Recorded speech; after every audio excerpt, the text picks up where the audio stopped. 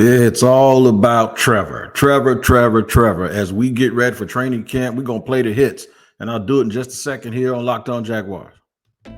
You are Locked On Jaguars, your daily Jacksonville Jaguars podcast, part of the Locked On Podcast Network, your team every day.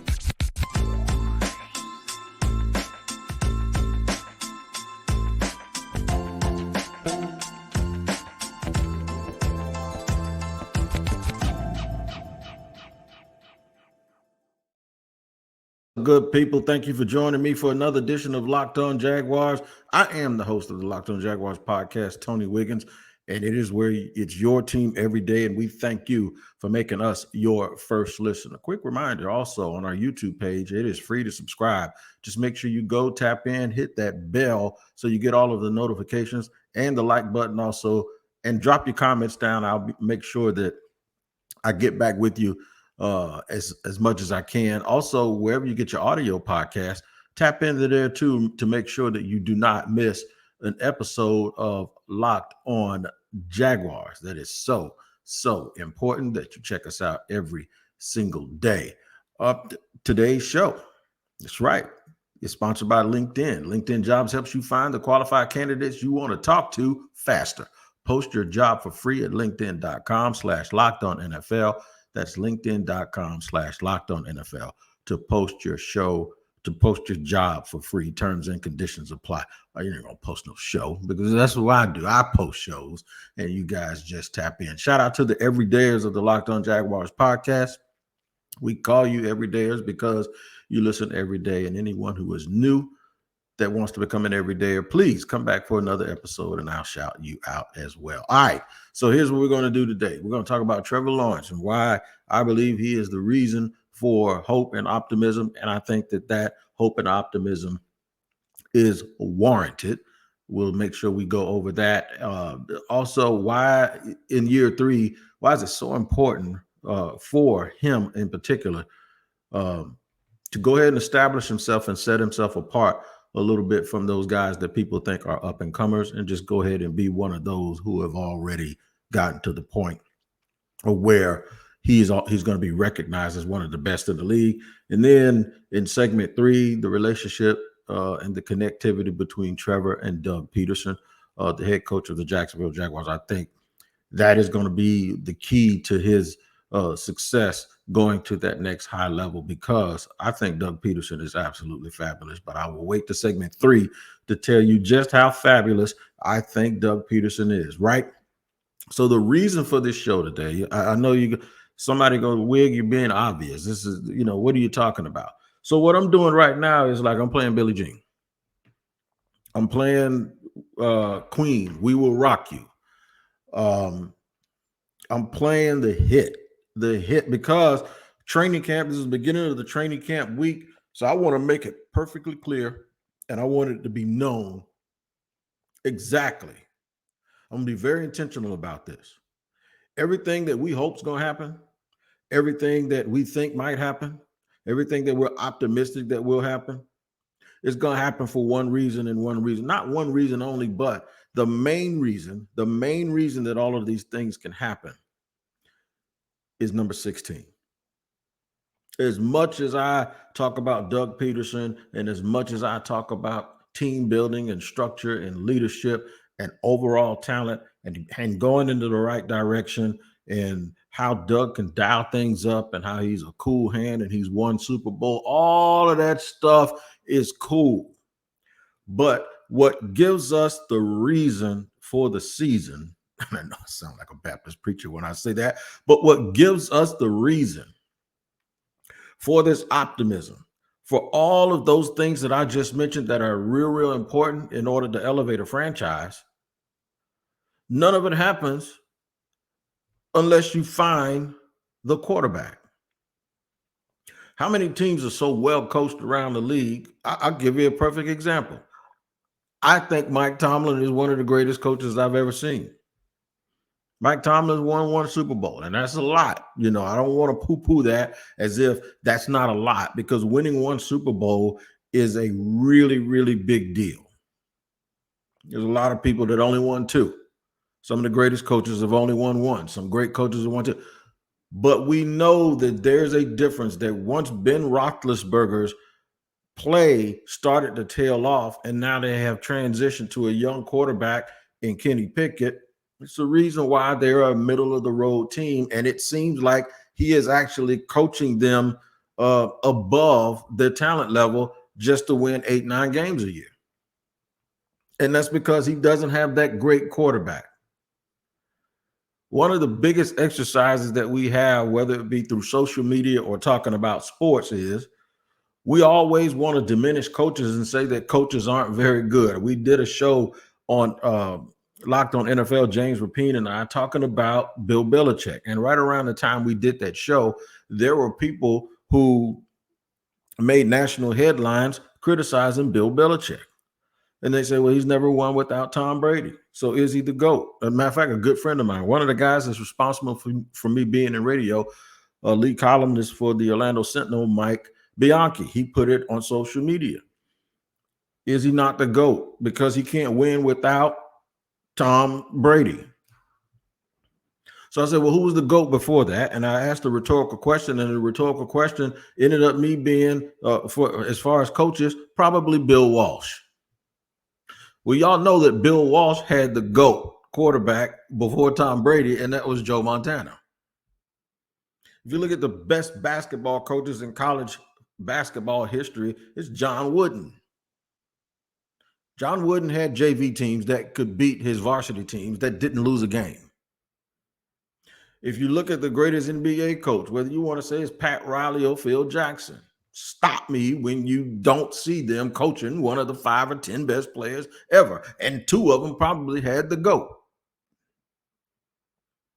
So my point is as good as coaches is, and as good as the support staff is, and as good as all of that stuff is, everyone is always going to constantly be defined by having that great player at quarterback and at the most important position. I think Trevor Lawrence has a good shot at becoming that. I don't think let me clear this up. I think he has a chance to be that this year. I'm not one of those people that does the obvious and says, even though I just called myself Captain Obvious earlier, but I'm really not, because I don't wait until somebody becomes great or does something great to say, now they've achieved greatness. You ain't cooking food here. It's not like, okay, you got to hit the right temperature and then take it out at the right time and it's great. No, when you mix it, it's great. Because if you don't mix it right, it won't turn out right, right? I think it takes greatness to do great things. I don't think you become great after you've already demonstrated that you're great or that you've done this thing that's really, really hard to do. I hope everybody's following me here. I think in order for Trevor Lawrence to get to the point where it's obvious to everyone that he's great, he has to do great things. And I believe in order to do great things, you have to be great. Got it? That's the point that I'm trying to make. So for me, I think he's great. To the average person or the person that waits on the result, he ain't great yet until he does something great. That's what's so fun about this year. And that's why in segment 2, I'm going to tell you why year 3 is so important for Trevor Lawrence. That's exactly what I'm going to do. I'm going to tell you why it's so important to Trevor Lawrence. And it's all up into that area I just told you about. It's all in the Kool-Aid right there that I just told you about. I believe he's there already. And I think in order to accomplish the thing that's going to make other people believe he's there already, there's some things that have to happen this year. And I'll tell you exactly what they are in just a second here on Locked On Jaguars. After I let you know about today's sponsor, and that is LinkedIn. These days, every new potential hire can feel like a high-stakes wager for your small business. You want to be 100% certain that you have access to the best qualified candidates available. That's why you have to check out LinkedIn Jobs. LinkedIn Jobs helps you find the right people for your team faster and for free. I've done it in the past. I staffed a whole barbershop through posting the job on LinkedIn, and guess what happened? I got the right people. So what you want to do is You want to go to LinkedIn and then add your job and the purple hashtag hiring frame to your LinkedIn profile to spread the word that you're hiring. Simple tools like screening questions make it easy to focus on candidates with just the right skills and experience so you can quickly prioritize who you'd like to hire. Now, LinkedIn Jobs helps you find the qualified candidates you want to talk to faster. Post your job for free at linkedin.com/lockedonnfl. That's linkedin.com/lockedonnfl to post your job for free. Terms and conditions apply. I'm going to run it down here. Segment dos, or segment 2. Here on Locked On Jaguars, we're talking about Trevor Lawrence achieving greatness. We're talking about him having to be great in order to achieve great things. And then we'll talk about once he achieves great things, then everyone will think he's great. It's so important for me that this year is big. Now, I'm not going to put him in a box and say, you got to achieve all of these great things in year 3, because then it'll lead to the question, and you've seen this in the media recently, you didn't win a Super Bowl. Is it a failure? Which I can't stand questions like that because, well, to me, that's weird because it's hard to win a Super Bowl, man. It's hard. I think you can take steps towards it. I think the ultimate goal is to obviously win championships. But if a guy wins 2 championships in a 16-year career, then he's a success, right? So how can it be a success if he failed 14 times? I think for me with Trevor Lawrence this year, I think his play, and there has to be by the end of the year, when we have these discussions, there've been a lot of the top 10 discussions, right? And Trevor has been coming anywhere in between 7 and 10. I don't get the 10 stuff. I really believe that at worst, he's the 7th best quarterback in the league, right? And I know there's a propensity for folks to believe that you're rushing just because you have a glimmer of whatever. I've seen it close up.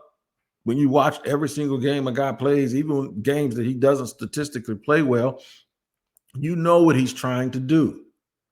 You watch Trevor in some of these games early on, and his arm is live, man. And it's almost like a pitcher that's throwing 100 miles per hour, but that thing might get away from the catcher a little bit. But I know what he's trying to do.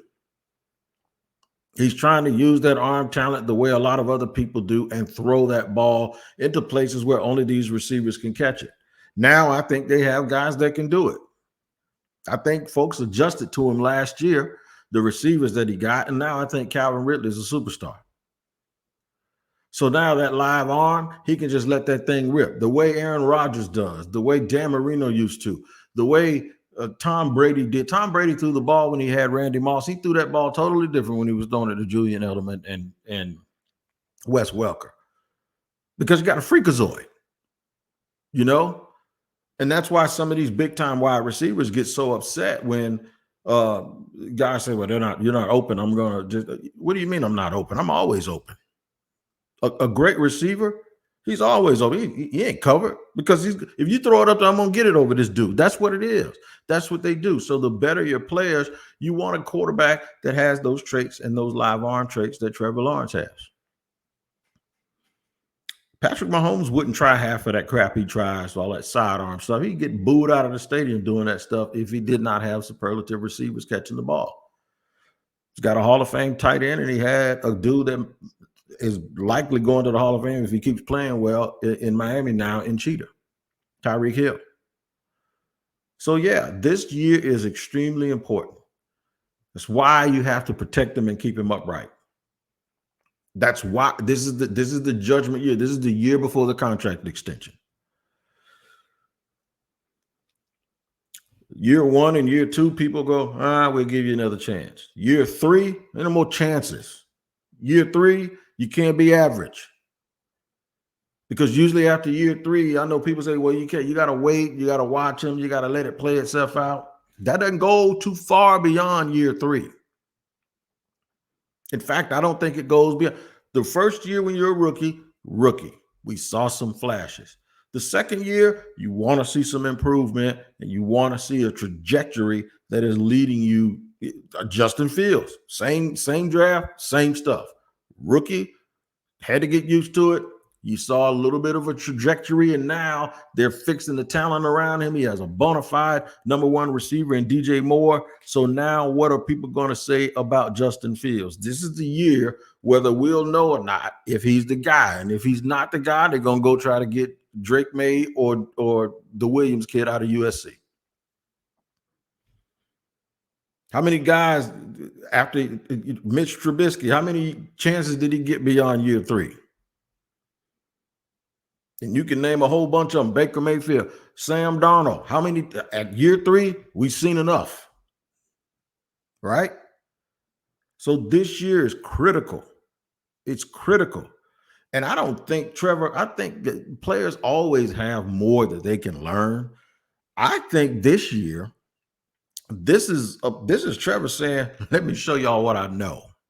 Not, oh, I'm learning or I'm getting better or I'm improving. Like I said, that's an ongoing process. It's unreal to think that a quarterback knows in year 6 everything he knows in year 13, even if he's an all-pro by year 6. I think Patrick Mahomes probably feel like he's still getting smarter.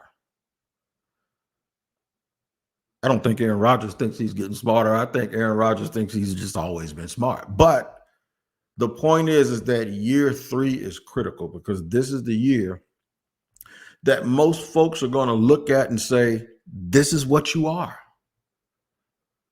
This is going to tell us more about you than anything else. It's almost as if year 1, it's like, check it. I was with my grandson yesterday, right? He's not even 2 months old. He's changed that much. So let's go. Year 1 is almost like, okay, he was born. He went through pre-K and preteen years. Year 2 for an NFL quarterback, if we're using it as an analogy, is like that's middle school, high school, college. Year 3, that's the first couple of years on the job when you're paying off student loans and you're trying to figure out who you are, right? That means you're 25, 26. You know how society looks at people that's 25 or 26? Whatever you are and wherever you are, that's probably who you are right there. Bang. That's it. That's my point.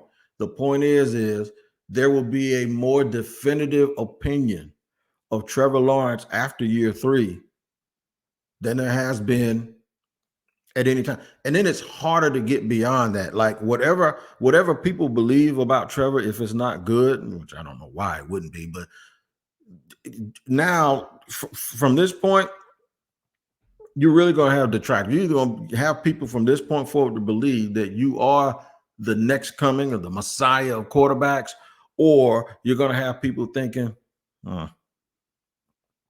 whatever, dude. I mean, he's all right. How they feel about some of these middle of the road quarterbacks, like very rarely does after year 3, Drew Brees was one of the exceptions, but very rarely, like after year 3, like whatever they feel about you at the end of this year, very rarely will that opinion change enough for you to pull off a Geno Smith and just have a whole rebirth. Geno Smith, Jim Plunkett, Rich Gannon, Chris Chandler. There are a lot of guys that did it. Well, not a lot, a handful of them that did it. But for the most part, this year is extremely, extremely critical. Because now, too, the Jaguars are going to have to start figuring out to pay him. They're going to have to pay him. You get a first round quarterback is usually after year 3. It's kind of where Joe Burrow is right now, right? Year 3 is over with. How do you think people feel about Burrow? They think he's great. Now ask yourself how people feel about Tua Tagovailoa. See my point?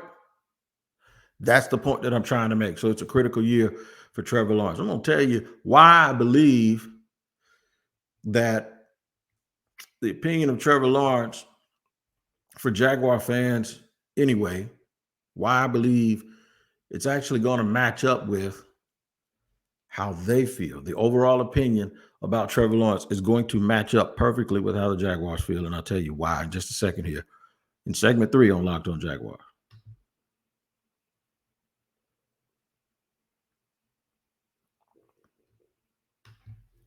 All right, shaping this thing up here on Locked On Jaguars as we get ready for training camp. And we're playing the hits, man. It's ABC by the Jackson 5. It's My Sherry More by Stevie Wonder. It is playing it.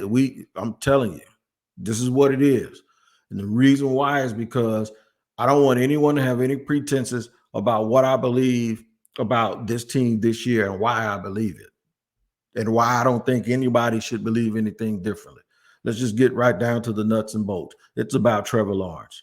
It's about his development. It's about, and I don't even want to call it development. It's about, in my opinion, him showing the world exactly who and what he is. He's going to introduce himself to everybody, and he's going to go out here and he's going to play well today, this year. I will be at training camp. 8:25, 8:30, whenever it's supposed to start. I'll be there a few minutes early, and we're going to give you these pods every day throughout training camp and throughout the preseason. And I'm going to tell you exactly what I see. I'm not going to sugarcoat anything. We're going to talk matchups, battles, things that players have to do. I'm interested to see, before I continue talking about Trevor, I'm interested to see, I'm giving you something to look forward to. I'm interested to see, when does this stop becoming such a friendly place and guys really, really start competing and getting after each other? Because I think you need a little bit of that. I like Labrador Retrievers, but you need a little wolf in you too, especially because that's what you're going to go against every single week out here. So at some point in camp, there's going to be a little attitude shift. Last year was Chris Claybrooks, who y'all saw my shorts. Chris Claybrooks had some legal issues, and we've been through that ad nauseum already, but we'll see how that turns out. But crazy charges. Ironically, he got into a fight with Laquan Treadwell. If y'all don't know what I'm talking about, Chris Claybrooks got arrested for some domestic violence stuff. It sounds really nasty. I hope for everybody involved is not what it seems like it is, or what those charges are. But we'll see. But it got chippy last year, and I was like, oh, okay, so they do have a little bit of an edge on them. And they did. And they came out and they played that way. Make sure you listen to that as we think about what's coming up this week. But Trevor Lawrence and Doug Pederson, we were talking about Trevor Lawrence as we tie segment 3 into segment 1 and 2. Trevor is the reason for the hope and why year 3 is so important. He has a great resource. Trevor Lawrence has a great resource. He happens to have a head coach who's won a Super Bowl, a head coach whose coaching pedigree is one of the best ever, in Andy Reid. And Andy Reid learned it from Mike Holmgren and all of these people. And he played for Andy Reid. He played the quarterback position. He gets it. He understands. He knows the psyche. And I don't think every head coach has to be a quarterback in order for him to have this relationship with his quarterback, because I've been mentioning the duality of the quarterback coach combination and that effect with Roethlisberger and Tomlin and Pete Carroll and Russell Wilson, before it went crazy. Don Shula and I don't know what Bill Walsh played, but he had it with Montana and Steve Young. All of these things, but I do think that when you don't need it, but when you do have it, it's a little bit of a bonus that you have a coach that understands the position, understands what your thought process is. And then from Trevor's standpoint, you listen because he knows what he's talking about. And good players listen to all, their coach anyway, but it's almost like when a barber gets his hair cut by another barber. There's just a certain jargon you can speak and you can say that you don't expect to hear from other clients. Or, if I was, obviously, if you're a barber and you get your hair cut by somebody else, it would be somebody who's a barber. But what I mean is there's no difference in communication. The easiest haircuts I ever get is when I let a barber, and they know I'm a barber. He said, what do you want? And I said, and I cut across the field lingo-wise and understanding. And I think the quarterback position is a bit of the same. It has to be, doesn't it? Doesn't it make sense that there's a certain language or a certain, and sometimes you might not even have words for it. You just go, the thing. You see it? What, you got it? So if you remember in the Super Bowl with Doug Pederson also, Nick Foles, they called a timeout. They were about to score. Nick Foles was like, hey, let's do that thing. And they talked about the play. They said, oh, you want to run it now? Yep. Okay, let's go. That is what I'm talking about. And while Doug Pederson isn't soft and he's not a pushover, he is very much an approachable, level-headed. Um, it's the guy you respect, and you don't fear him because you think he's going to tell you you're going to be pumping gas like some coaches that have been through here. But you do respect him and have a certain reverence for him that you don't want to disappoint him. I've seen it. He gives that off. And I think that calmness and that coolness is why I'm so optimistic for not only this year, but for Trevor Lawrence's future with the Jaguars. I'm just giddy about it. And the reason why I'm so giddy about it is because of his talent, of his leadership, of the way that he approaches the game, the way his teammates gravitate towards him, and the way he commands their respect without demanding their respect. And then the fact that his number one resource when you turn over there is Doug Pederson. And an extension of that goes down to Press Taylor and Mike McCoy. And this was something that happened when they hired Doug Pederson and he hired all of those coaches. I said, this is something that I wanted to see. They really, really insulated him with people that are going to really hold him accountable. See, one of the worst mistakes you can make is when you have someone that is accountable, but you still think you take it for granted and you don't further put people in their midst that holds them accountable. See, I'm one of the people that believe that when you have someone like Trevor wants that because that's who he is. He craves it. He does. He ain't just gonna give him the ball and get out of the way.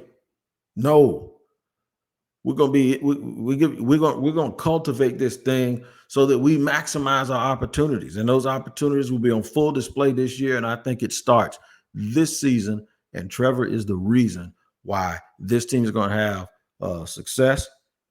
I don't know how much. I wouldn't do that, but I'm telling you, Jaguar fans, I believe you're going to feel real good about this team and feel good about your quarterback this season moving forward. This is the critical part.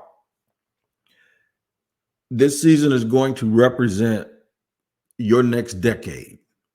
Last year was really it, but now I think because this organization had been so off and so bad, and then when they did have good, it went bad real quick. I think you need 2 years in a row for people to really go, all right, we're here. And then we'll have the expectations that, we're going to be here for a long time. And you know, the old saying is, we're not here for a long time, just a good time. No. We ain't here for no good time. We're here for a long time. And I think you're going to have some good times within that long time, as long as Trevor Lawrence is the quarterback of the Jacksonville Jaguars. Make sure you get your next watch with Locked On NFL, your daily NFL podcast, everywhere you see Locked On Podcast, on the YouTube page as well.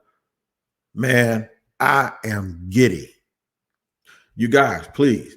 I know that there's a lot of talk about the new Miller Electric training facility and how great it is and how there's fan cover. Still, if you're going out, if you're one of the people fortunate enough to go out and attend training camp, hydrate. Start drinking water or whatever electrolytes you need before you get out there. I want y'all to come out there. I don't just want you to show up. I want you to be there and enjoy it. All right. So make sure you hydrate prior to getting out there and enjoy your new facility, because I think it's representative of a new beginning for Jacksonville Jaguars football. All right, man, make sure y'all take care of each other like I always say, and get back with us, and make sure you tap into Locked On Jaguars every day, wherever you get your podcast, because it's your team every day. Take care of each other, and I'll see you next time.